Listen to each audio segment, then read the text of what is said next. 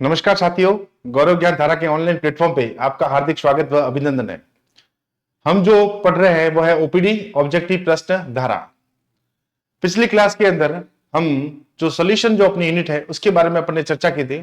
Solution क्या होता है, तो मैंने आपको ये बताया था कि दो या दो से अधिक पदार्थ होते हैं, उनका जो होमोजीनियस मिक्सचर होगा उसे अपन क्या बोलेंगे, सॉल्यूशन बोलेंगे ना।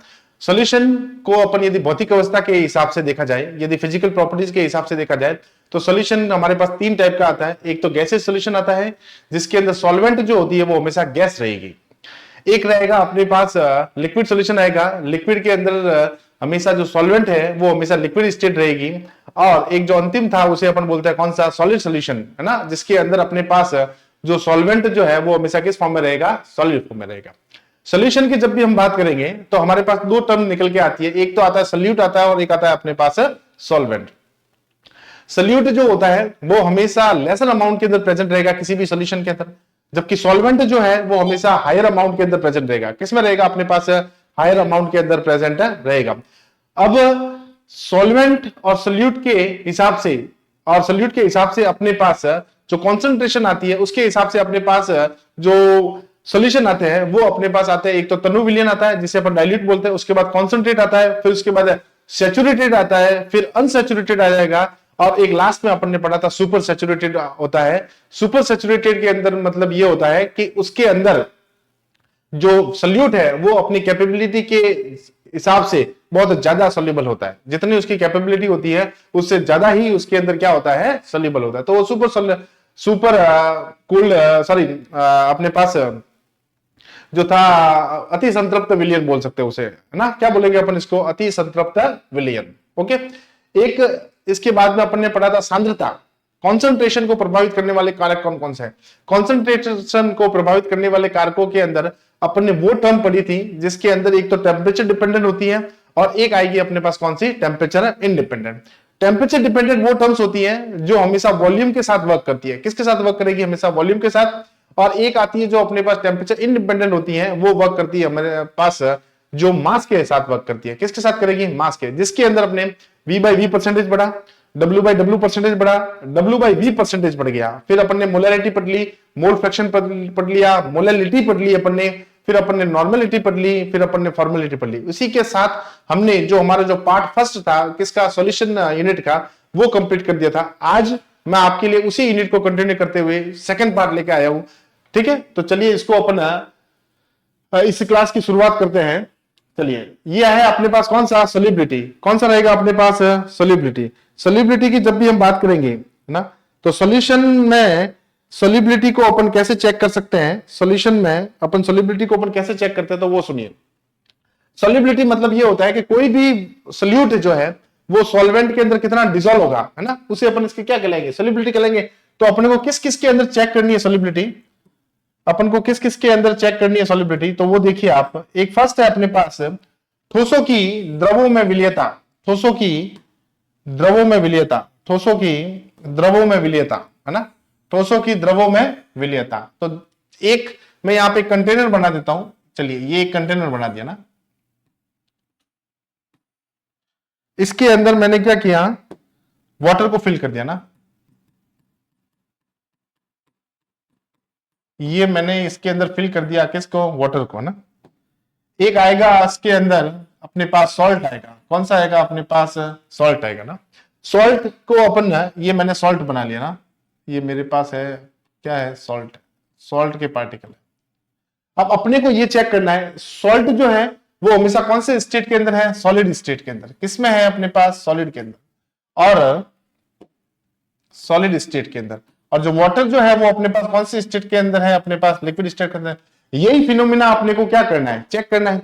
तो चलिए, फर्स्ट क्या है अपने पास, ठोसों की द्रवों में विलीयता। जो ठोस जो होते हैं वो द्रव के अंदर किस प्रकार विलीयता दर्शाते हैं, उन चीजों को अपने को पढ़ना है। तो चलिए, जब एक ठोस विलय द्रव विलायक में डाला जाता है, जब अपन ने किसी सॉल्ट को या किसी भी ठोस पदार्थ को यदि द्रव विलायक में डाल दिया तो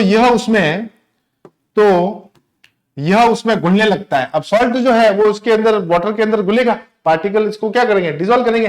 यह प्रक्रिया विलीनीकरण कहलाती है। यह प्रक्रिया क्या कहलाती है, विलीनीकरण कहलाती है, या इसे अपन घुलना कहते हैं। इस विलयन में विलय की सांद्रता बढ़ने लगती है, विलय की जो सांद्रता होगी वो क्या करेगी, अपने पास बढ़ने लगेगी। सांद्रता का कल मैंने आपको पॉइंट बताया था कि जैसे मान लीजिए आपके पास 2 कंटेनर है ना, दोनों कंटेनर के अंदर आपने 100 ml क्या ले लिया, वाटर ले लिया है। एक के अंदर तो आपने 5 ग्राम डाल दिया सॉल्ट और दूसरे के अंदर अपने 10 ग्राम डाल दिया ना, तो जो 10 ग्राम जो है उसकी मोलरिटी हमेशा क्या होगी, ज्यादा होगी। अब जब मोलरिटी ज्यादा होगी तो विलय की अमाउंट भी हमेशा क्या उसमें ज्यादा रहेगी, विलय की अमाउंट भी हमेशा ज्यादा रहेगी। इसी समय विलयन में से कुछ विलय के कण ठोस विलय के कणों के साथ संघटक कर विलयन से अलग हो जाते हैं, और यदि जब सोल्यूट जो है जैसे ही सॉल्वेंट के अंदर डिजोल्व होता है तो कुछ अमाउंट के अंदर जो पार्टिकल होते हैं वो उस विलयन के वो संघटक बनाकर क्या हो जाते हैं, अलग हो जाते हैं। उसे अपन बोलते हैं कौन सा, क्रिस्टलीकरण। उसे अपन बोलेंगे कौन सा, क्रिस्टलीकरण, या बोलेंगे इसको क्रिस्टलाइजेशन।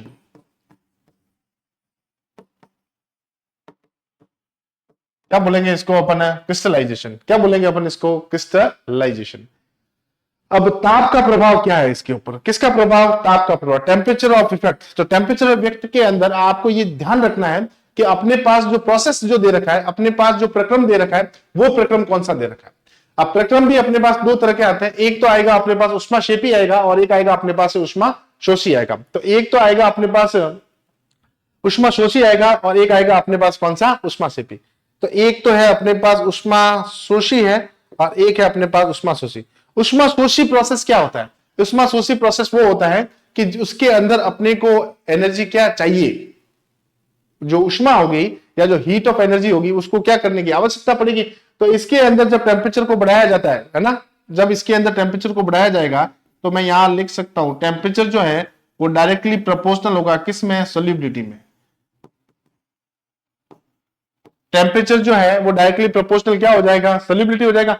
टेम्परेचर बढ़ेगा तो सॉल्युबिलिटी भी बढ़ेगी। कौन से प्रोसेस के लिए, वो हो जाएगा अपने पास उष्माशोषी के लिए। किसके लिए हो जाएगा, उष्माशोषी, और इसे अपन एंडोथर्मिक बोलते हैं। कौन सा प्रोसेस बोलते हैं इसको, एंडोथर्मिक।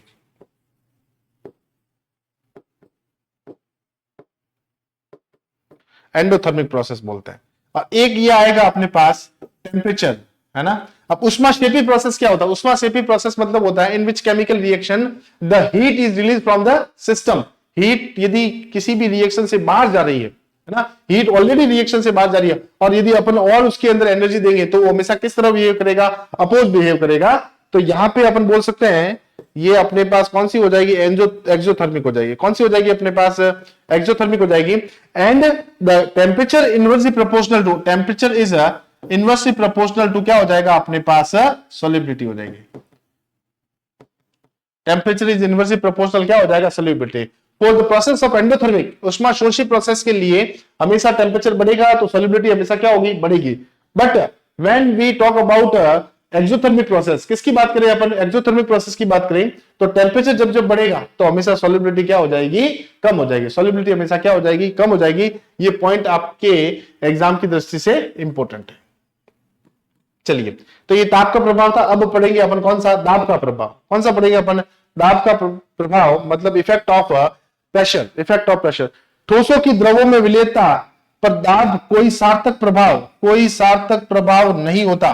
कोई भी इसका सार्थक प्रभाव मतलब इसके ऊपर नॉन इफेक्टेड रहते हैं। यदि अपन कितना भी प्रेशर लगाए तो सॉलिड जो है वो हमेशा नॉन इफेक्टेड रहेगी। किस रिलेशन में, सॉल्युबिलिटी के रिलेशन में।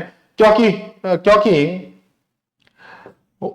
होम एवं द्विअत्यधिक असंपीड्य होते हैं। मतलब जो ठोस जो होते हैं, कौन से होते हैं, ठोस। अपन बात करें किसकी, ठोस की। क्योंकि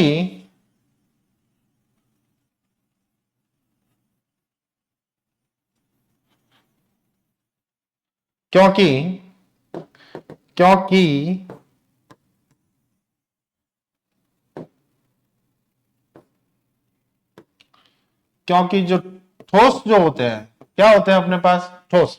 क्योंकि ठोस अत्यधिक असंपीड्य होते हैं एवं दाब परिवर्तन से सामान्यतः अप्रभावित होते हैं। अब एक बात बताइए, जैसे मान लो मेरे पास ये स्टाइल है, इसको यदि मैं दबाऊं, ये स्टिक है, इसको यदि मैं कितना भी दबाऊं तो प्रेशर का इफेक्ट हो रहा है क्या इसके ऊपर। जब प्रेशर का इफेक्ट नहीं हो रहा है तो इसका मतलब ये कह रहा है कि जो ठोस जो होते हैं, क्योंकि जो ठोस जो होते हैं वो हमेशा कैसे होते हैं, असंपीड्य होते हैं, मतलब अनकंप्रेसिबल होते हैं। ये जो है ठोस जो है उसको अपन क्या नहीं कर सकते, कंप्रेस नहीं कर सकते। क्या नहीं कर सकते अपन, इसको कंप्रेस नहीं कर सकते, असंपीड्य होते हैं। जब असंपीड्य को नॉन कंप्रेसिबल होंगे तो उनको अपन क्या नहीं करवा सकते, डिसॉल्व नहीं करवा सकते, उसके ऊपर कोई फर्क नहीं पड़ेगा। ठीक है, तो ये ताप का प्रभाव था और ये दाब का प्रभाव था। फटाफट एक बार आप स्क्रीनशॉट खींच लीजिए इसका। नेक्स्ट देखिए, नेक्स्ट है अपने पास गैसों की द्रवों में विलेयता। गैसों की द्रवों में विलेयता, एक कंटेनर ले लिया मैंने, ये मैंने ले लिया वाटर, क्या ले लिया अपन ने, वाटर। ऊपर से इसके अंदर अपन ने फ्लो करवाई ऑक्सीजन गैस, कौन सी गैस, ऑक्सीजन। तो ये इसके कौन से है, ऑक्सीजन के पार्टिकल है। ओके, चलिए ये सिस्टम अपने को चेक करना है। तो ये क्या लिखा, सर्वप्रथम गैस की विलायक, गैस की विलायक में विलेयता, गैस की विलायक में विलेयता तथा दाब के मध्य, दाब के मध्य मात्रात्मक संबंध किसने दिया था साहब, हेनरी ने दिया था। ये मोस्ट इंपोर्टेंट है, किसने दिया था, हेनरी ने दिया था, जिसे हेनरी का नियम कहते हैं। कौन सा नियम कहते हैं इसे, हेनरी का नियम कहा जाता है। कौन सा नियम कहा जाता है, हेनरी का नियम। इसके अनुसार किसी गैस, इसके अनुसार किसी गैस का वाष्प अवस्था में आंशिक दाब P उस विलयन में उपस्थित मोल अंश X के क्या होता है, समानुपाती होता है। क्या होता है अपने पास, समानुपाती होता है। ये इंपॉर्टेंट है अपने पास, क्या होता है इसके समानुपाती। मैथमेटिकल एक्सप्रेशन देखा जाए तो अपने पास लिख सकते हैं P इज डायरेक्टली प्रोपोर्शनल, क्या होता है, X होता है, और P इज इक्वल टू हो जाएगा अपने पास KH और क्या हो जाएगा, X हो जाएगा, KH और क्या हो जाएगा अपने पास है, X हो जाएगा। P जो है वो है अपने पास कौन सा, आंशिक दाब, आंशिक हो जाएगा, दाब हो जाएगा। X जो है वो हो जाएगा अपने पास मोल अंश हो जाएगा, मोल अंश हो जाएगा, है ना। और KH जो है वो हो जाएगा अपने पास हेनरी कांस्टेंट हो जाएगा, या हेनरी स्थिरांक, हेनरी स्थिरांक कौन सा हो जाएगा अपने पास, हेनरी स्थिरांक हो जाएगा। ओके, तो चलिए नोट क्या याद रखना है, ये थोड़ा सा इंपॉर्टेंट है ना, नोट याद रखना। KH का मान जितना अधिक होगा, KH का मान जो है वो जितना अधिक होगा, द्रव में गैस की विलेयता, द्रव में गैस की विलेयता उतनी ही क्या होगी, कम होगी। तो अपन ये बोल सकते हैं कि KH जो है वो इनवर्सली प्रोपोर्शनल होता है किसके, सॉल्युबिलिटी के। KH जो है वो इनवर्सली प्रोपोर्शनल है किसके, सॉल्युबिलिटी के। KH का मान बढ़ेगा तो सॉल्युबिलिटी हमेशा क्या हो जाएगी, कम हो जाएगी। KH का मान यदि बढ़ेगा तो सॉल्युबिलिटी कम हो जाएगी, KH का मान यदि कम होगा तो सॉल्युबिलिटी हमेशा बढ़ जाएगी, सॉल्युबिलिटी हमेशा क्या हो जाएगी, बढ़ जाएगी। ठीक है, तो इसको आपको याद रखना है। तापमान का प्रभाव, किसका प्रभाव, तापमान, इफेक्ट ऑफ टेम्परेचर। तापमान बढ़ने पर, तापमान बढ़ने पर द्रव में गैस की विलेयता हमेशा क्या होती है, बढ़ती है। तो ये लिख सकते हैं अपन, टेम्परेचर जब बढ़ेगा तो सॉल्युबिलिटी भी हमेशा क्या हो जाएगी, बढ़ जाएगी, सॉल्युबिलिटी भी हमेशा क्या हो जाएगी, बढ़ जाएगी, सॉरी सॉल्युबिलिटी हमेशा डिक्रीज हो जाएगी। टेम्परेचर बढ़ेगा तो वन इनवर्सली प्रोपोर्शनल है साहब, सॉल्युबिलिटी, हाँ सॉल्युबिलिटी जो है, सॉल्युबिलिटी टेम्परेचर जब बढ़ेगा तो सॉल्युबिलिटी हमेशा क्या हो जाएगी, कम हो जाएगी। टेम्परेचर जब भी बढ़ेगा, तापमान बढ़ाने पर द्रव में गैस की विलेयता हमेशा क्या हो जाएगी, घट जाएगी साहब। दबाव का प्रभाव, प्रेशर, दबाव बढ़ाने पर द्रव गैस की विलेयता बढ़ती है। प्रेशर जो है, प्रेशर जो है वो डायरेक्टली प्रोपोर्शनल होता है किसके, सॉल्युबिलिटी के, किसके, सॉल्युबिलिटी के। अब सॉल्युबिलिटी के जब डायरेक्टली प्रोपोर्शनल होगा तो अब मैंने आपको बताया कि जैसे एलपीजी सिलेंडर है, एलपीजी सिलेंडर को यदि अपन कंप्रेस करते हैं हाई प्रेशर पे, है ना, तो उसको किस में कन्वर्ट किया जा सकता है, लिक्विड में कन्वर्ट किया जा सकता है। तो ये कह रहा है कि जब जब अपन दबाव बढ़ाएंगे, जब जब अपन दबाव बढ़ाएंगे तो गैस की जो विलेयता है किस में, द्रव में, वो हमेशा क्या हो जाएगी, बढ़ेगी। तो अपन को एक रिलेशन तो ये पता चल गया कि प्रेशर इज डायरेक्टली प्रोपोर्शनल क्या होता है, solubility. Pressure is directly proportional तो क्या होता है, सॉल्युबिलिटी रहेगा इसके लिए, और यहाँ पे जो टेम्परेचर है वो इनवर्सली प्रोपोर्शनल रहेगा अपने पास है सॉल्युबिलिटी के। विलेयता हमेशा क्या हो जाएगी, कम हो जाएगी। टेम्परेचर बढ़ेगा तो विलेयता हमेशा क्या हो जाएगी, कम, और यहाँ पे प्रेशर बढ़ेगा तो सॉल्युबिलिटी हमेशा बढ़ेगी। चलिए स्क्रीनशॉट ले लीजिए आप।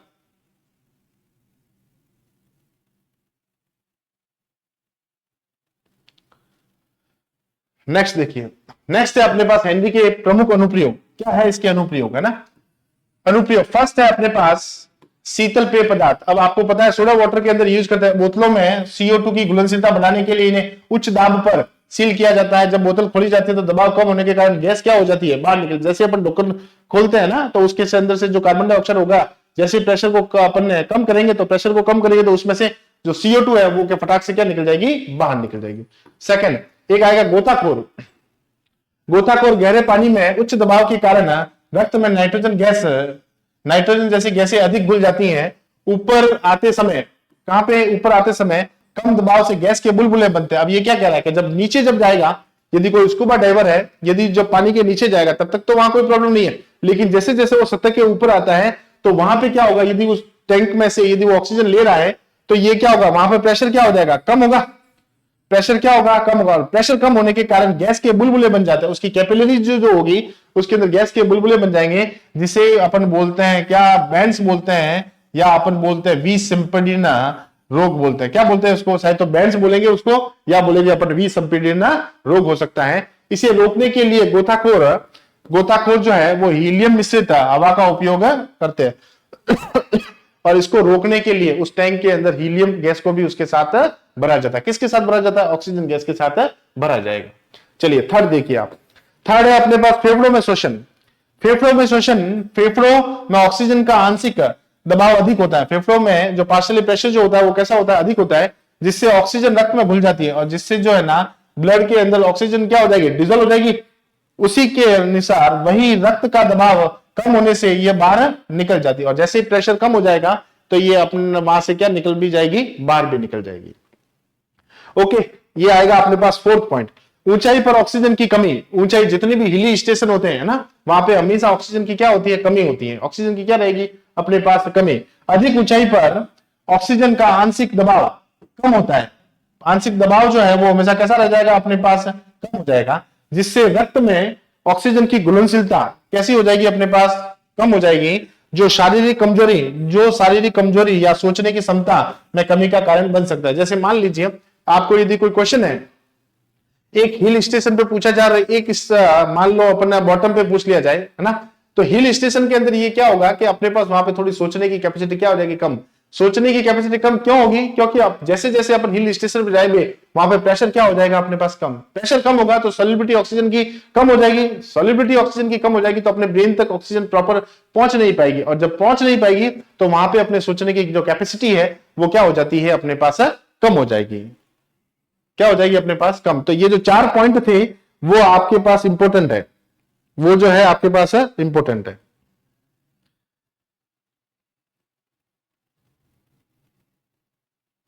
चलिए फटाफट एक बार स्क्रीनशॉट ले लीजिए।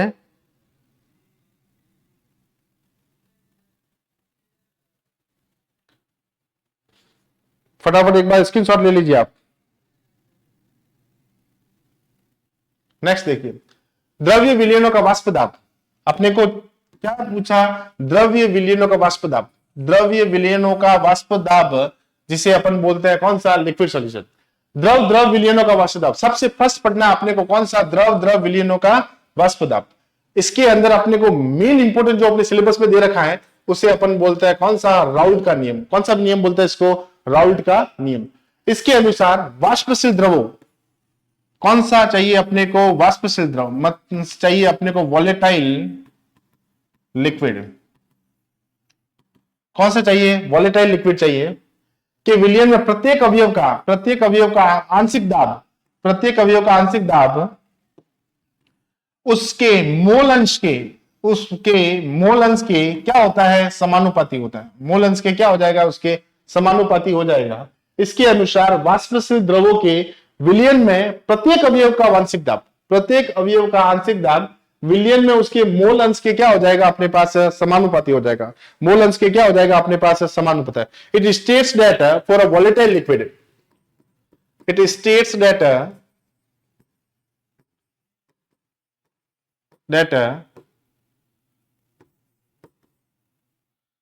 states that for a volatile liquid,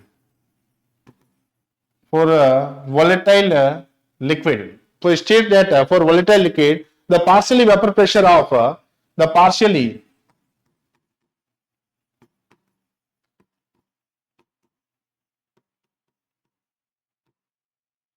partially vapor pressure of each component is directly proportional to directly proportional to mole fraction of a gas, mole fraction of the solution. ठीक है ना, मोल फ्रैक्शन ऑफ द क्या बोल सकते हैं अपन, solution बोल सकते हैं ना, मोल फ्रैक्शन ऑफ या मोल फ्रैक्शन ऑफ सोल्यूशन लिख लो सीजिए, सोल्यूशन। चलिए ठीक है, it states that for a volatile liquid the partially vapor pressure of each component is directly proportional to the mole fraction of the solution. उसके mole fraction of the solution है उसके क्या हो जाएगा अपने पास, डायरेक्टली प्रोपोर्शनल हो जाएगा। क्या हो जाएगा अपने पास, डायरेक्टली प्रोपोर्शनल। अब चलिए एक मैं आपको बताता हूं कि जैसे मान लीजिए आपके पास एक कंटेनर है ना, ये वाला एक कंटेनर है आपके पास, ये वाला। चलिए इधर बना लेते हैं एक बार थोड़ा सा ना, जिससे आपको थोड़ा सा अच्छे से समझ में आ जाए। एक ये बना लिया,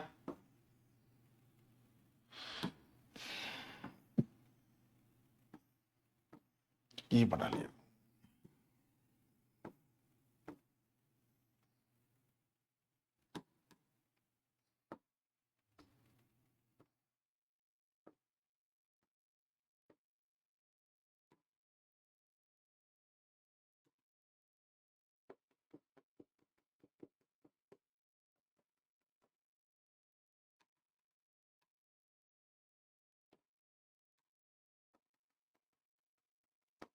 ये मेरे पास कोई कंपोनेंट ए है और ये मेरे पास कंपोनेंट बी है। इसके अंदर प्योर कंपोनेंट ए डाल रखा है, इसके अंदर प्योर कंपोनेंट अपन ने क्या डाल रखा है, बी डाल रखा है ना। अब इसका जो प्योर कंपोनेंट जो है ना, अब इसका जो प्योर कंपोनेंट है उसका क्या होगा, पी ए नॉट होगा। इसका जो पार्शियली प्रेशर क्या होगा, पी ए नॉट होगा, और इसका जो पार्शियली प्रेशर है वो क्या हो जाएगा अपने पास, पी बी नॉट हो जाएगा। मैं क्या करता हूं कि इसको इसके अंदर डाल देता हूं ना, मैं जो क्या करूंगा, इस वाले सॉल्यूशन को इसके अंदर डाल दिया और इस वाले सॉल्यूशन को भी क्या कर दिया, इसके अंदर डाल दिया। तो यहां पे जो सॉल्यूशन आएगा वो आएगा अपने पास पी ए और क्या आ जाएगा अपने पास, पी बी आ जाएगा। अब यहां पे जो पार्शियल, ये तो प्योर था और ये अपने पास कौन सा आ जाएगा, इम्प्योर आ जाएगा। ये तो अपने पास प्योर है और ये अपने पास कौन सा हो जाएगा, इम्प्योर हो जाएगा ना। तो यहां पे अपन पी टोटल जो है, पी टोटल यदि अपने को निकालना है तो अपन क्या लिखा जा सकता है, पी ए प्लस क्या लिखा जा सकता है, पी बी लिखा जा सकता है। पी ए इक्वल टू क्या लिखा जाएगा अपने पास, पी बी। एक बार आप थोड़ा सा वापस समझिए इस बात को। मेरे पास कंटेनर ए है जिसके अंदर मैंने प्योर कंपोनेंट ए डाल दिया, ये कंपोनेंट बी है जहां पे प्योर है। यहां पे जो इसका वेपर प्रेशर है वो है पी ए नॉट है, और यहां पे जो है इसका वेपर प्रेशर जो है वो कौन सा है, पी बी नॉट है। इन दोनों को मैंने इसके अंदर मिक्स कर दिया, और जैसे ही मैं इसके अंदर मिक्स करूंगा तो इसका तो हो जाएगा कौन सा, पी ए हो जाएगा, vapour pressure of P A हो जाएगा, और यहां पे हो जाएगा पी बी, जो vapour pressure of P B हो जाएगा। मुझे यदि टोटल प्रेशर निकालना है, क्या निकालना है, टोटल प्रेशर, तो अपने को क्या करना पड़ेगा, पी टोटल इक्वल टू क्या करना पड़ेगा, पी ए प्लस पी नॉ, पी ए प्लस क्या करना पड़ेगा अपने को, पी बी करना पड़ेगा। पी वन नॉट जो है क्या, P one not, P one not जो है अपने पास वो है शुद्ध घटक का फर्स्ट का वाष्प दाब, शुद्ध घटक फर्स्ट का वाष्प दाब, वाष्प दाब। एक आएगा P B naught, P two naught, या पी वन की जगह पी वन नॉट कर सकते हैं इसको, है ना। मैं थोड़ा सा इसको चेंज कर देता हूं,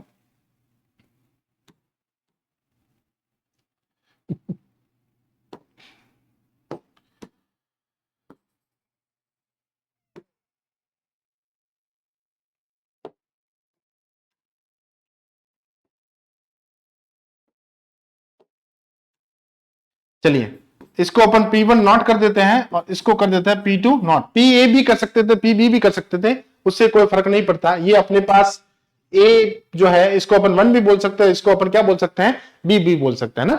चलिए तो P1 नॉट शुद्ध घटक का फर्स्ट का वाष्प दाब हो जाएगा, और यहां पे आएगा P2, यहां पे आएगा P2 नॉट, वो आ जाएगा शुद्ध घटक सेकेंड का वाष्प दाब,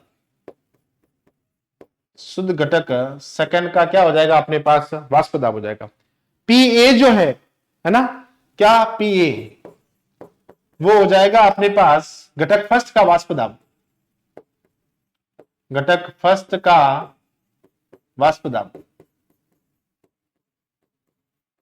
और जो पीबी है, पी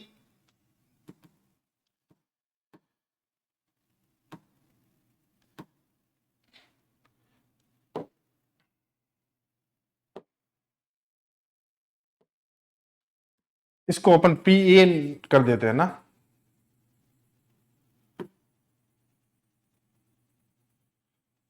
इसको अपन है ना P2 कर देते हैं, PB कर देते हैं, या इसको है ना अपन कर देते हैं P1 नॉट, और इसको कर दिया अपन ने P2 नॉट, और यहां जो है अपन इसको A की जगह अपन A और 1 लिखे तो कोई फर्क नहीं पड़ेगा, फिर भी मैं आपके लिए थोड़ा सा सिमिलर लिख लेता हूं। आप A और 1 की जगह A और B की जगह है ना अपन 2 लिख सकते हैं ना। तो ये हो जाएगा अपने पास P1 प्लस क्या करना पड़ेगा अपने को, P2 करना पड़ेगा। P टोटल करने के लिए अपने को क्या करना पड़ेगा, P1 प्लस क्या करना पड़ेगा, P2 करना पड़ेगा। यहां पे भी थोड़ा सा अपन चेंज कर लेते हैं, यहां हो जाएगा अपने पास P1 हो जाएगा, और यहां हो जाएगा अपने पास कौन सा, P2 हो जाएगा। तो P टोटल के निकालने के लिए अपने को क्या कर दिया, ये 1 और ये B, A की जगह अपन क्या मान लिया, 1 मान लिया, इसको जगह अपन क्या मान सकते हैं, 2 मान सकते हैं ना। तो 1 लिखे या 2 लिखे कोई फर्क नहीं पड़ेगा। तो P1 ये जो लिखा हुआ है अपने पास कौन सा, P1,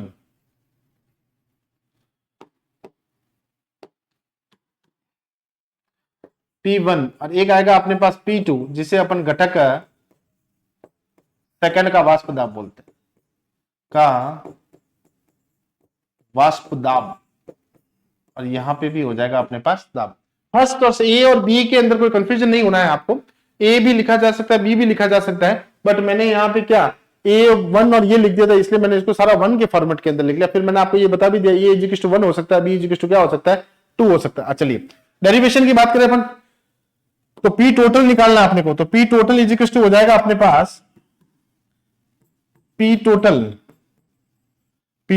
अब इसके लिए जो है ना पार्शियली प्रेशर, इसके लिए पार्शियल प्रेशर क्या होगा ना, तो इसके लिए P1 अपने पास लिख सकते हैं, P1 जो है वो हो जाएगा P1 इज डायरेक्टली प्रोपोर्शनल क्या हो जाएगा, X1 होगा, और P1 जो है वो प्रोपोर्शनली कांस्टेंट रहेगा, तो P1 नॉट क्या हो जाएगा अपने पास, X1 हो जाएगा। तो एक इक्वेशन तो आई अपने पास ये। दूसरी जो इक्वेशन है वो आएगी अपने पास P2 is directly proportional to X2, अब प्रोपोर्शनली कांस्टेंट हटेगा तो P2 is equal to P2 not, और यहां हो जाएगा अपने पास X2। तो ये P1 की वैल्यू और ये किसकी वैल्यू है अपने पास, P2 की वैल्यू है। तो यहां पे P total is equal to क्या करेंगे, P total is equal to अपन करेंगे P1 प्लस क्या करेंगे अपन P2, P1 प्लस क्या करेंगे P2, दोनों की वैल्यू यहां पुट कर दीजिए ना। तो P टोटल जो है इज इक्वल टू हो जाएगा अपने पास P1 नॉट, और यहां हो जाएगा X1, P1 not X1 plus यहां हो जाएगा अपने पास P2 नॉट, और यहां हो जाएगा अपने पास X2। आप सबको पता है कि मैंने एक मोल फ्रैक्शन के अंदर कॉन्सेप्ट बताया था ना, मोल फ्रैक्शन के अंदर एक कॉन्सेप्ट बताया था, और वो कॉन्सेप्ट था क्या, वो सुनिए आप, कि अपन को ये कहा जाता है X1 प्लस X2 जो है वो किसने के इक्वल होता है, 1 के। X1 प्लस X2 जो है वो किसके इक्वल हो जाएगा, 1 के। तो अपन X1 निकालना है, क्या निकालना है अपने को, X1, तो अपन 1 माइनस क्या किया जा सकता है, X2 किया जा सकता है। तो अब X1 जो है, इस X1 की जगह अपने पास क्या करते हैं, इसको लिख सकते हैं इक्वेशन को, तो यहां हो जाएगा अपने पास P टोटल कौन सा हो जाएगा अपने पास, P total is equal to P1 naught, और यहां आ जाएगा अपने पास 1 माइनस क्या हो जाएगा X2, 1 माइनस क्या हो जाएगा X2, प्लस यहां हो जाएगा P2, और यहां हो जाएगा अपने पास X2, क्या हो जाएगा अपने पास X2। इस इक्वेशन को यदि फाइनल सॉल्व करें, इस इक्वेशन को यदि फाइनल सॉल्व करें तो P1 नॉट यहां आएगा प्लस, और यहां आ जाएगा अपने पास P2 not minus P1 naught, और यहां हो जाएगा अपने पास X2। ये जो इक्वेशन आई है अपने पास, ये आई है अपने पास कब, जब अपने पास दोनों जो कंपोनेंट है वो कौन से होने चाहिए, वॉलेटाइल कंपोनेंट होने चाहिए। कौन से कंपोनेंट होने चाहिए अपने पास, वॉलेटाइल। तो इस इक्वेशन से अपने को ये ग्राफ देखना है, इस इक्वेशन से अपने को क्या देखना है, ये ग्राफ। तो यहां देखिए X1 की वैल्यू कितनी है, 1 है, और X2 की वैल्यू कितनी है अपने पास, 0। तो X1 इधर कितना हो जाएगा, 0, तो X2 कितना हो जाएगा, 0। अब देखिए जब ये यहाँ पे दे रखा है P1, क्या दे रखा है अपने पास, P1 नॉट, यहां क्या दे रखा है अपने पास P2। अब जब P1 P2 की नॉट है, तो ये तो है कम वाष्पशील और ये है अपने पास कौन सा, अधिक वाष्पशील। ये तो है अपने पास, ये वाला जो हो जाएगा वो अपने पास हो जाएगा अधिक वाष्पशील, अधिक वाष्पशील। और ये वाला जो है वो हो जाएगा अपने पास कौन सा, कम वाष्पशील हो जाएगा। तो ये यहां से अपन जब भी ग्राफ करेंगे तो ये P1 नॉट इधर आ जाएगा, इधर P2 नॉट हो जाएगा और यहां पे आ जाएगा कौन सा, P टोटल आ जाएगा। यहां पे आ जाएगा अपने पास कौन सा, P टोटल आ जाएगा। ओके, चलिए एक बार फटाफट इसका स्क्रीनशॉट ले लीजिए, फटाफट एक बार आप इसका स्क्रीनशॉट ले लीजिए।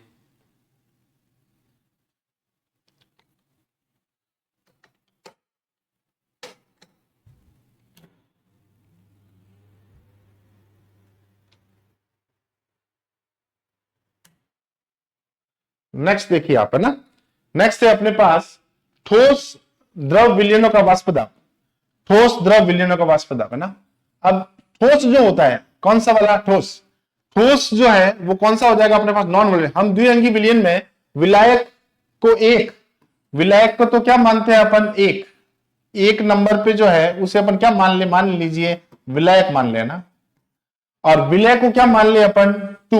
तो जो 2 नंबर पे है उसे अपन क्या मान लेते हैं, विलय मान लेते हैं। क्या मान लेते हैं अपन, विलय से व्यक्त करते हैं। जब विलय अवाष्पशील होता है, विलय जो है वो कैसा है, अवाष्पशील, अवाष्पशील। और अवाष्पशील का मतलब क्या होता है, जिसे बोलते हैं अपन नॉन वोलेटाइल। क्या बोलते हैं इसको, नॉन वोलेटाइल। क्या बोलते हैं इसको, नॉन वोलेटाइल बोलते हैं।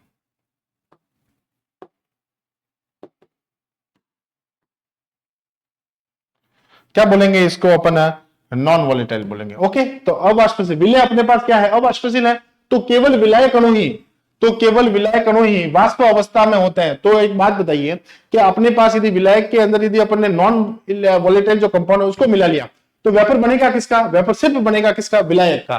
किसका बनेगा, विलायक का। यदि P1 विलायक का वाष्प दाब है और वह X1 इसका मोल अंश है, तो P1 इसकी शुद्ध अवस्था में वाष्प दाब होगी, तो अपन वही है, P1 इज डायरेक्टली प्रोपोर्शनल क्या हो जाएगा, X1, और P1 इज इक्वल टू हो जाएगा अपने पास P1 नॉट, और यहां हो जाएगा अपने पास X1। क्यों सिर्फ ये फॉर्मूला आएगा, क्योंकि अपने पास जो विलय है वो किसमें है, अवाष्पशील है, मतलब नॉन वोलेटाइल कंपाउंड है। कौन सा कंपाउंड है, नॉन वोलेटाइल है।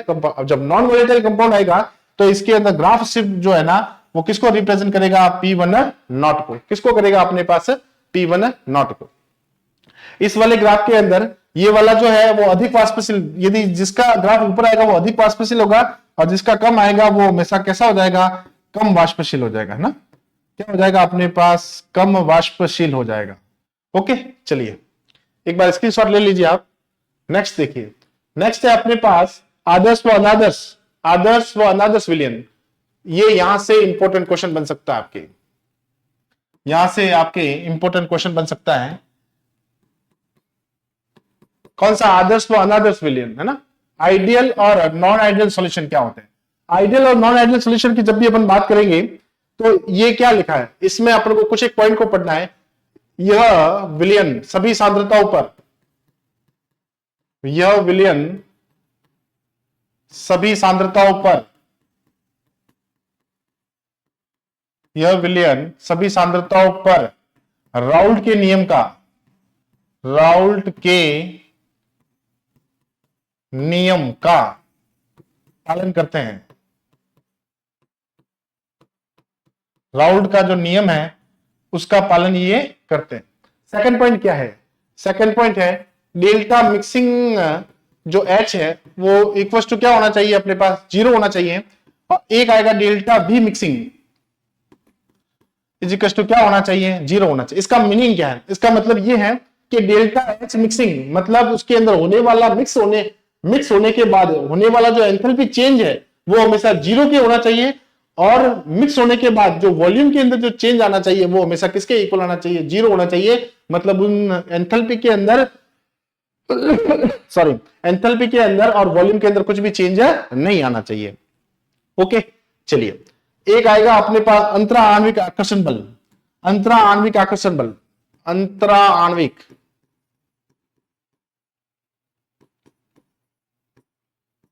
इसके अंदर एक आएगा अपने पास अंतरा आणविक,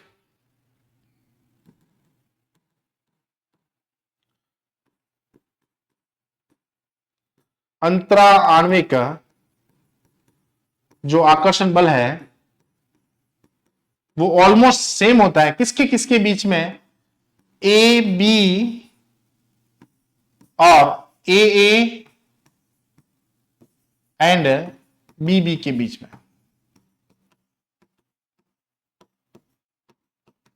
है ना। क्या लिखा है, अंतरा आणविक आकर्षण बल ए बी के बीच में, ए बी के बीच में और ए और बी के बीच में हमेशा कैसा रहेगा अपने पास, सेम रहेगा। कैसा रहेगा अपने पास, सेम रहेगा। ए को अपन सोल्यूट मान सकते हैं और बी को अपन क्या मान सकते हैं, सॉल्वेंट मान सकते हैं। ए को अपन मान लें यहां पे सोल्यूट है और बी को मान लेते हैं अपन कौन सा, सॉल्वेंट है। कौन सा मान लेते हैं इसको, सॉल्वेंट मान। तो ये अपन ये कह सकते हैं कि the intermolecular force of solute solvent is nearly equal to solute solute and solvent solvent, है ना। तो ये हो जाएगा अपने पास अंतरा आणविक आकर्षण बल, अंतरा आणविक आकर्षण बल। इसके एग्जाम्पल की बात करें, क्या बात करें इसके एग्जाम्पल की, तो इसके एग्जाम्पल में अपने को पढ़ना है एन हेक्सेन है और एन हेप्टेन है। N hexane and N heptane. एक आएगा अपने पास ब्रोमोइथेन,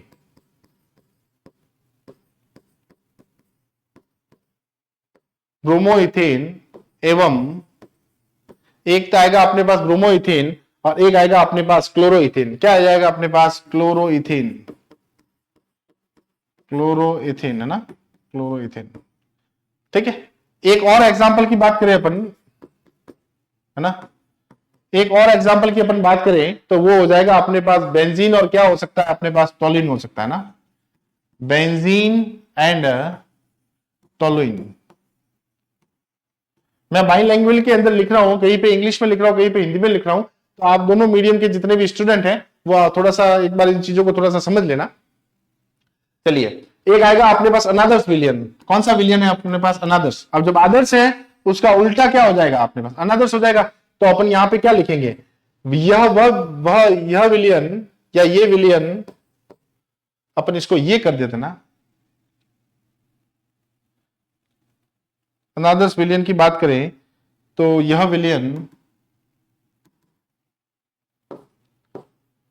वे विलयन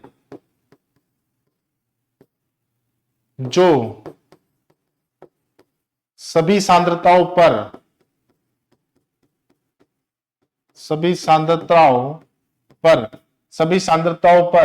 राउल्ट के नियम का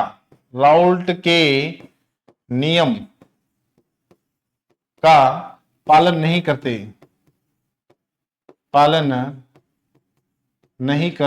हैं। राउल्ट के नियम का पालन क्या नहीं करते हैं, राउल्ट के नियम का पालन नहीं करते। तो यहां पे delta H mixing naught equal to क्या हो जाएगा अपने पास, 0 हो जाएगा। और delta mixing V naught equal to क्या हो जाएगा अपने पास, 0। इसके अंदर एंथैल्पी भी चेंज होगा और इसके अंदर वॉल्यूम के अंदर भी कुछ भी चेंज हो सकता है, वॉल्यूम के अंदर कुछ भी चेंज हो सकता है। तो चलिए, ये 2 पॉइंट थे अपने पास। अब इनके प्रकार की बात करें, है ना, ये कितने प्रकार के होते हैं, 2। इनके प्रकार की बात करें तो ये 2 प्रकार के होते हैं। कौन कौन सा प्रकार बताते हैं, एक तो ये धनात्मक विचलन शो करते हैं ना। कौन सा विचलन शो करते हैं, धनात्मक विचलन। ये शो करेंगे अपने पास धनात्मक विचलन। और एक दूसरा आएगा, इसे बोलेंगे अपन कौन सा, ऋणात्मक विचलन, है ना। कौन सा विचलन आ जाएगा अपने पास, विचलन, ऋणात्मक विचलन। इसके अंदर जो है ना, इसका ए बी का जो इंटरमोलिकुलर फोर्स है वो ए और बी की से क्या होता है अपने पास, डिफरेंट होता है। और डिफरेंट कैसे होगा वो देखिए आप, है ना।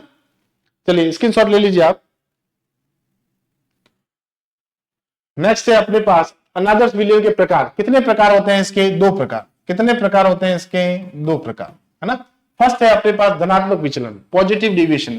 पॉजिटिव डिविएशन का मतलब क्या होता है, पॉजिटिव डिविएशन का मतलब ये होता है कि इसके अंदर जो इंटरमोलिकुलर फोर्स है ना, अंतरा आणविक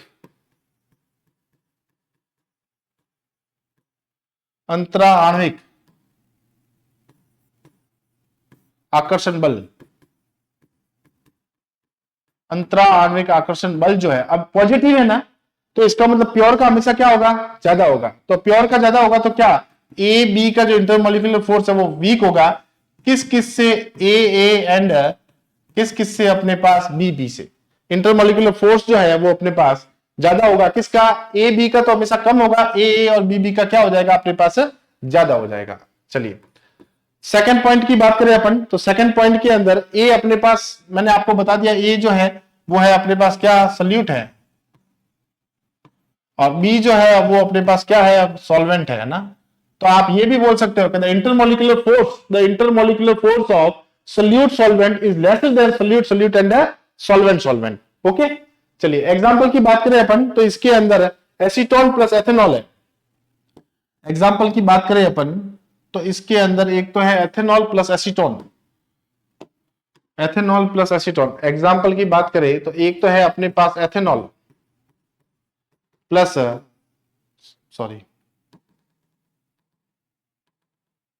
एसीटोन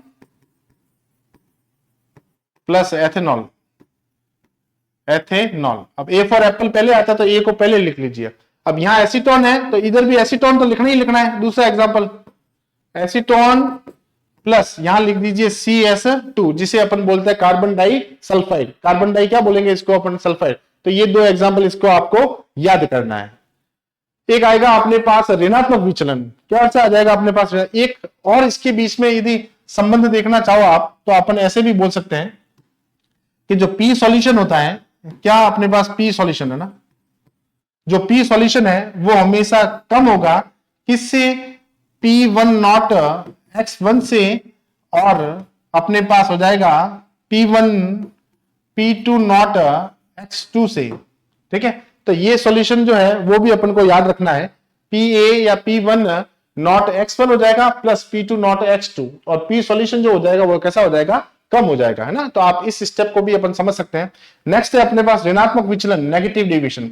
नेगेटिव डेविएशन के अंदर वही अंतरा आणविक आकर्षण बल जो है, कौन सा, अंतरा आणविक आकर्षण बल, उसका उल्टा हो जाएगा धनात्मक का, अंतरा आणविक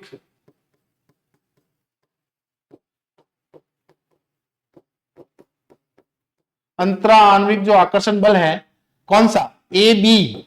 अंतरा आणविक आकर्षण बल ए बी ज्यादा हो जाएगा ए सल्यूट एंड बी बी, मतलब कौन सा हो जाएगा अपने पास, सॉल्वेंट से क्या हो जाएगा, ज्यादा हो जाएगा। एग्जाम्पल की अपन बात करें तो इसके अंदर एक तो आएगा फिनॉल। एग्जाम्पल की बात करें तो एक तो आएगा अपने पास फिनॉल, है ना। फिनॉल जो है OH हटा के यदि उसके ऊपर NH2 लगा दे तो क्या बन जाएगा अपने पास, एनिलीन बन जाएगा। क्या बन जाएगा अपने पास, एनिलीन। और एक एग्जांपल आएगा क्लोरोफॉर्म या एसीटोन, एसीटोन प्लस CHCl3 जिसे अपन बोलते हैं कौन सा, क्लोरोफॉर्म बोलेंगे। क्या बोलेंगे अपन इसको, क्लोरोफॉर्म। इसके रेस्पेक्ट में यदि बात करनी है, किसके रेस्पेक्ट में, PA1 और इस राउंड्स लॉ करते हैं ना, तो अपन ऐसे बोल सकते हैं कि P सॉल्यूशन जो है वो ग्रेटर देन हो जाएगा P1 not X1 plus P2 not, और यहां से हो जाएगा X2 से। तो ये जो इक्वेशन है ये भी आप पे इंपॉर्टेंट है, ये आपको असर्शन रीजन या जो प्रूफ वाली है उसके अंदर पूछी जा सकती है ना। इस फॉर्म में भी पूछा जा सकता है और इस फॉर्म के अंदर भी पूछा जा सकता है। एक और मैं आपको थोड़ा सा इंपॉर्टेंट बताऊं आपको, तो ये वाला जो है कौन सा, एसीटोन और क्लोरोफॉर्म, ये हाइड्रोजन बॉन्ड भी बनाते हैं। ये हाइड्रोजन बॉन्ड, हाइड्रोजन बंध भी बनाते हैं, हाइड्रोजन बंध भी बनाते हैं। ओके चलिए, तो ये आपका था कौन सा, पॉजिटिव डेविएशन, और ये था अपने पास कौन सा, नेगेटिव। यहां से क्वेश्चन आपके आ सकता है, ये एक इंपॉर्टेंट टॉपिक है। अब देखिए पॉजिटिव डेविएशन के अंदर क्या होगा, जैसे मान लो ये जो मैंने ग्रीन लाइन खींची है ना, ये इसकी बेस लाइन है ना, तो अब ग्रीन होगा। अब जैसे सपोज ये मैंने एक लाइन खींच दी, इसके ऊपर पॉजिटिव करना है तो ऊपर ही चलना पड़ेगा, तो यहां तो हो जाएगा अपने पास पॉजिटिव, और नीचे की तरफ चले तो अपने हो जाएगा कौन सा, नेगेटिव। ये अपनी कौन सी लाइन है, बेस लाइन है। तो यही है सिस्टम कि जब ये इसकी बेस लाइन ऊपर चले गए तो हो जाएगा अपने पास कौन सा, पॉजिटिव। ये वाली जो ग्रीन लाइनें हैं और इनका पॉजिटिव करवाना है तो ये ऐसे हो जाएगा, इनका पॉजिटिव करवाना है ये ऐसे हो जाएगा, इनका पॉजिटिव करवाना तो क्या हो जाएगा, ये इस प्रकार हो जाएगा। और जस्ट इसका उल्टा ग्रीन से यदि नीचे आ जाए तो ये कौन सा डेविएशन हो जाएगा अपने पास, नेगेटिव डेविएशन आ जाएगा। ये ग्राफ भी इंपॉर्टेंट है। ओके चलिए फटाफट स्क्रीनशॉट ले लीजिए आप इसका। नेक्स्ट देखिए, नेक्स्ट है अपने पास एजियोट्रॉप्स। एजियोट्रॉप्स की बात करें अपन, है ना, किसकी बात करें अपन? एजियोट्रॉप्स। एजियोट्रॉप्स क्या है? एजियोट्रॉप्स ये होता है जिसे स्थिर क्वाथी भी बोलते हैं, ऐसे द्विघटिकीय मिश्रण, ऐसे द्विघटिकीय मिश्रण मतलब binary mixture, binary mixture having same composition, binary mixture having same composition,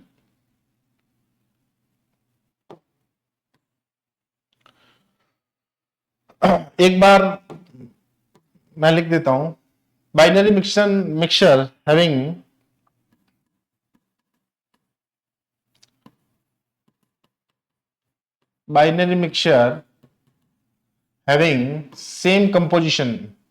same composition in a liquid and vapor pressure, vapour phase, sorry pressure नहीं, वेपर फेज मतलब लिक्विड फेज के अंदर और वेपर फेज के अंदर यदि कंपोजिशन सेम है तो उसको अपन बोलेंगे कौन सा? एजियोट्रॉप्स। देखिए, जिनका द्रव व वाष्प प्रावस्था में संगठन समान है, किस अवस्था में? एक तो वाष्प अवस्था चाहिए, एक तो चाहिए अपने को कौन सी? वाष्प अवस्था, एक चाहिए अपने को कौन सी? द्रव अवस्था। तो लिक्विड फेज के अंदर और वेपर प्रेशर के अंदर संगठन समान होता है तथा ये एक स्थिर ताप पर उबलते हैं। ऐसे प्रकरणों में घटकों को प्रभाजी आश्वन, कौन सा आश्वन? प्रभाजी आश्वन, प्रभाजी आश्वन द्वारा अलग नहीं किया जा सकता। प्रभाजी आश्वन द्वारा इनको क्या नहीं किया जा सकता? अलग नहीं किया जा सकता। स्थिर क्वाथी दो प्रकार के होते हैं, एक तो न्यूनतम स्थिर क्वाथी होता है और एक होता है अपने पास अधिकतम। एक तो होगा न्यूनतम, एक तो रहेगा अपने पास न्यूनतम, कौन सा वाला? न्यूनतम, जिसे मिनिमम बोलते हैं, और एक रहेगा अपने पास मैक्सिमम, जिसे अपन बोलेंगे कौन सा? अधिकतम। मिनिमम, जिसे मिनिमम बॉइलिंग एजियोट्रॉप्स। अब मिनिमम बॉइलिंग एजियोट्रॉप्स क्या होता है? अब जब भी मिनिमम की बात करेंगे ना तो ये राउल्ट से हमेशा पॉजिटिव डिवीजन करेंगे। कौन सा करेंगे अपन? Positive division. तो देखिए, विलियन जो एक निश्चित संगठन में राउल्ट नियम से अत्यधिक धनात्मक कौन सा विचलन करेगा? ये मिनिमम है लेकिन करेगा कौन सा? अत्यधिक धनात्मक विचलन करेगा। ये न्यूनतम स्थिर क्वाथी भी कहलाते हैं। एग्जाम्पल है अपने पास एथेनॉल, 96% तो है एथेनॉल और 6% यदि जल को कॉम्बिनेशन करवा दिया जाए तो ये अपने पास हो जाएगा कौन सा? Water. Ethanol plus water, ethanol plus कौन सा? वाटर। तो ये हो जाएगा अपने पास कौन सा? न्यूनतम। चलिए सेकंड देखिए अपने पास maximum boiling azeotropes, maximum boiling azeotropes हो जाएगा। वे विलियन जो राउल्ट के नियम से बहुत अधिक ऋणात्मक विचलन, ये तो बहुत अधिक धनात्मक थे जबकि ये बहुत अधिक क्या है अपने पास? ऋणात्मक विचलन दर्शाते हैं, जिसमें अपने पास एक तो आएगा नाइट्रिक एसिड, कौन सा आ जाएगा अपने पास? नाइट्रिक एसिड, और ये हो जाएगा अपने पास वाटर, HNO3 और प्लस हो जाएगा अपने पास कौन सा? वाटर हो जाएगा। HNO3 प्लस कौन सा? वाटर, जिसका क्वथनांक और जिसका जो क्वथनांक है वो होता है अपने पास 393.5 केल्विन, 393.5 केल्विन होता है ना। तो चलिए फटाफट एक बार स्क्रीनशॉट ले लीजिए, फटाफट एक बार स्क्रीनशॉट ले लीजिए आप। चलिए ये अब क्वेश्चन आंसर फर्स्ट का आंसर बताइए। क्वेश्चन आंसर फर्स्ट का आंसर क्या है? हेनरी स्थिरांक KH का मान, हेनरी स्थिरांक जो है KH का मान क्या होगा? हेनरी स्थिरांक जो KH का मान है वो क्या है?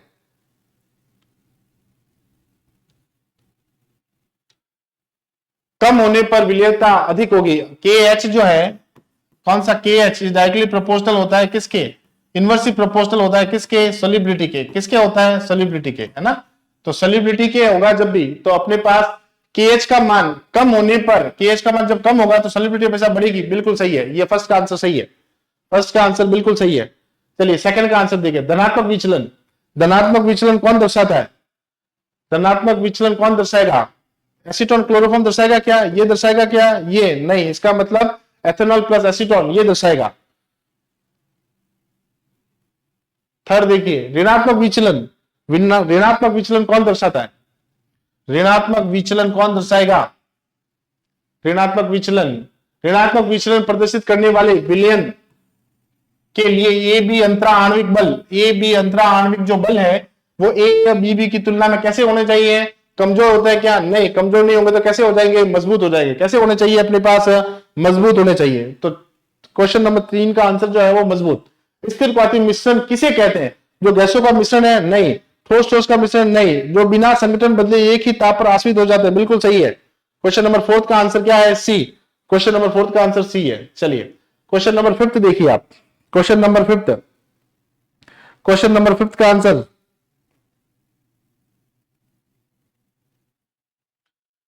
राउल के नियम के अनुसार वाष्पशील विलय के आदर्श विलयन में विलायक का आंशिक दाब उसके मोल अंश के क्या होता है? समानुपाती होता है। मोल अंश के क्या हो जाएगा? समानुपाती। मोल अंश के क्या हो जाएगा? समानुपाती हो जाएगा। 6 देखिए, निम्नलिखित में से कौन सा आदर्श विलयन का उदाहरण है? आदर्श विलयन का उदाहरण है। अब एथेनॉल एसीटोन है क्या? नहीं है। ये है क्या? नहीं है। ये है क्या? नहीं। ग्रुप सेम होने चाहिए, तो वो हो जाएगा कौन सा? निम्नलिखित में से ये वाला जो है वो अपने पास दे रखा होगा, एन हेक्सेन और कौन सा? N heptane. चलिए फटाफट एक बार इसका स्क्रीनशॉट ले लीजिए। मैं आपको स्टार्टिंग से सारे बता देता हूं, जिसमें आप फटाफट स्क्रीनशॉट ले लीजिए।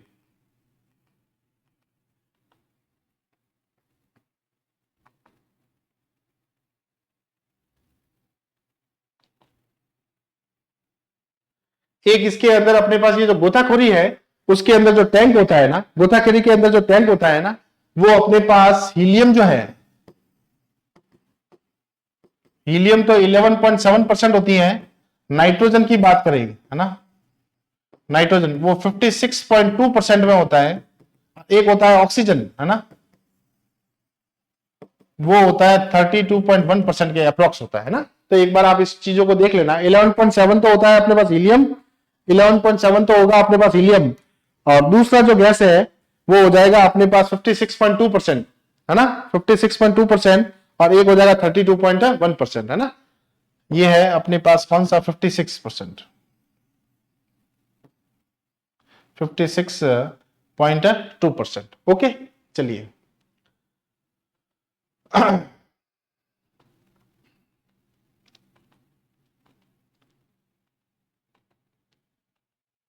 चलिए, तो आज की क्लास के अंदर हमने क्या क्या पढ़ लिया है? अपने आइडियल और नॉन आइडियल सॉल्यूशन पढ़ लिया, अपने हेनरी लॉ पढ़ लिया, अपने राउल्स लॉ पढ़ लिया है, और अपने एजोटॉप्स पढ़ लिया है। ये अपने सॉल्यूशन का जो सेकंड पार्ट था उसको अपन ने कंप्लीट कर दिया है। इसी के साथ अपनी एक जो प्रॉपर्टी है वो रह जाएगी, जिसे अपन कॉलिगेटिव प्रॉपर्टी बोलते हैं। वो मैं आपके लिए नेक्स्ट क्लास के अंदर लेके आऊंगा। उम्मीद करूंगा कि आपको क्लास बहुत अच्छी लगी होगी। धन्यवाद।